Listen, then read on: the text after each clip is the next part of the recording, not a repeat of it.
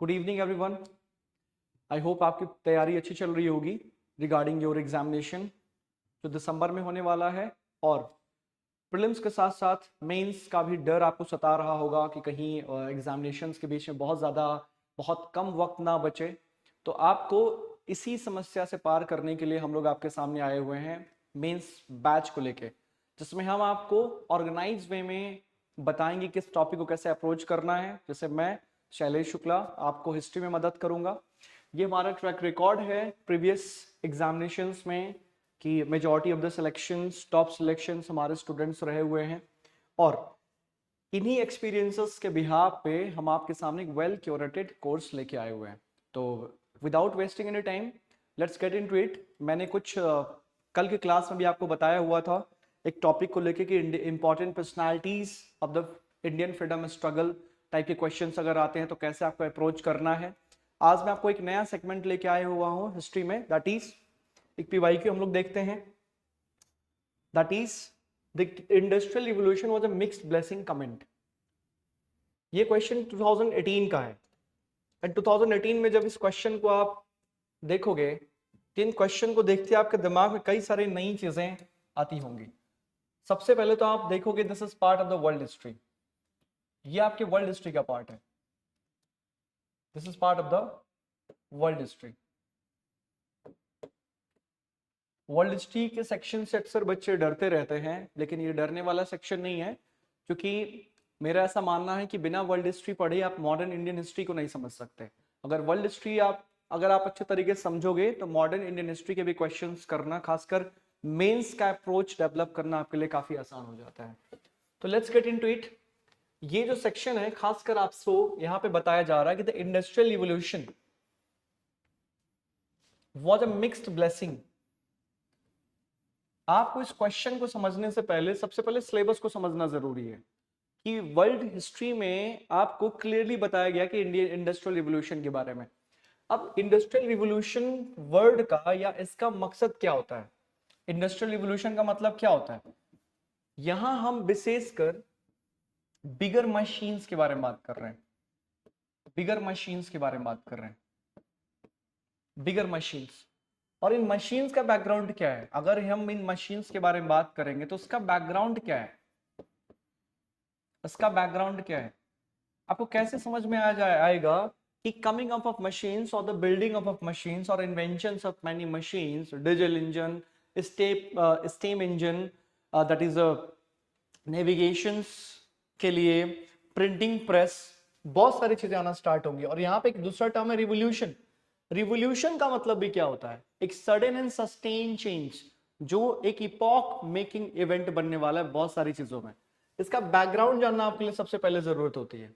Background जानना मतलब आपको इस क्वेश्चन को अप्रोच करने से पहले सबसे पहले आपको पता होना चाहिए रिनाइसेंस के बारे में।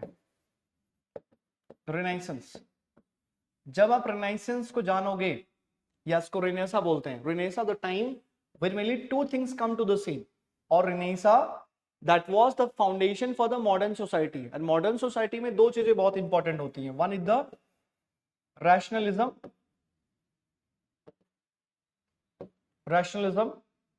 and number two is the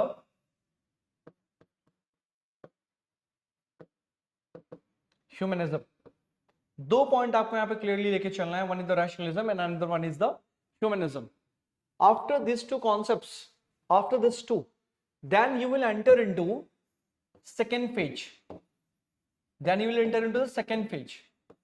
this age of reason will lead to the development of science and tech, and science and tech के आइडेंटिफिकेशन के बाद ही तब आपके यहां एज ऑफ इन्वेंशंस होंगे, एज ऑफ इन्वेंशंस होंगे। और एज ऑफ इन्वेंशंस के बाद ही आप इंडस्ट्रियलाइजेशन की तरफ आगे बढ़ सकते हो,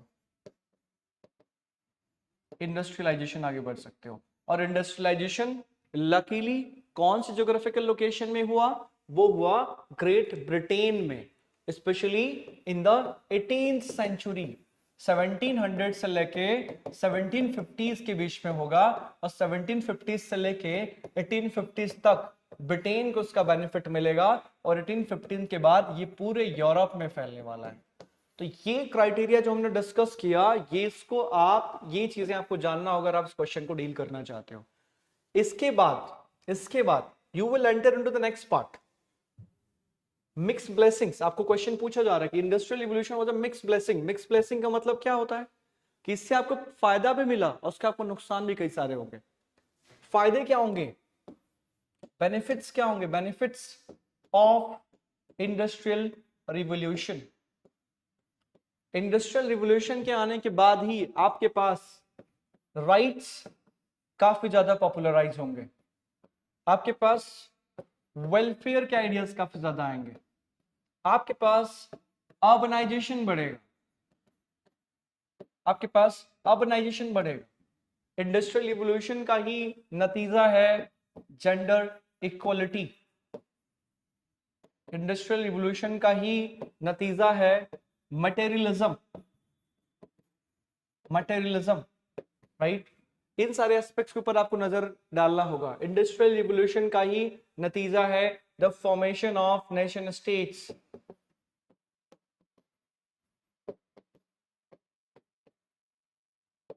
और इसी का नतीजा है दैट इज, अब इसको एक कदम और अगर आप जाना चाहते हो तो उसके बारे में आप लिख सकते हो कि इंडस्ट्रियल रिवॉल्यूशन का ही नतीजा है जहां आज हम अपॉर्चुनिटीज फॉर ऑल के बारे में बात करते हैं। अपॉर्चुनिटीज फॉर ऑल के बारे में बात करते हैं। लेकिन इसका भी बैकग्राउंड आप अगर देखोगे तो बैकग्राउंड क्या है, इसका भी बैकग्राउंड रिनाइसेंस ही है।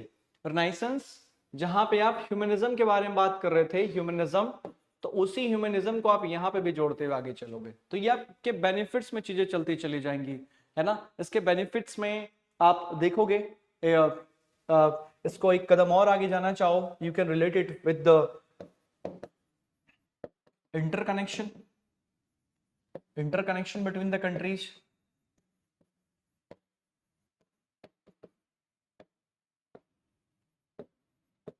या उसको अगर आप बोल सकते हो कि term is a globalisation.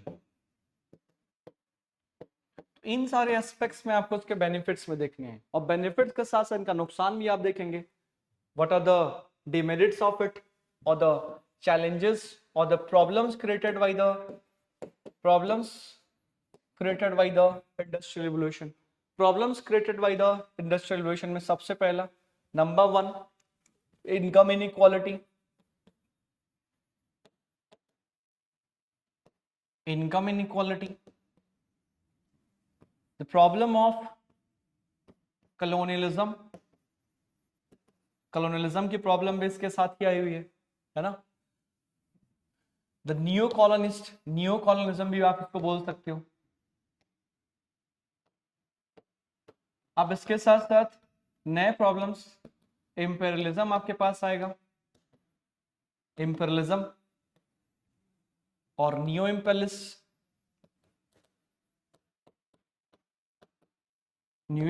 Ideas भी आपको देखने को मिलेगा।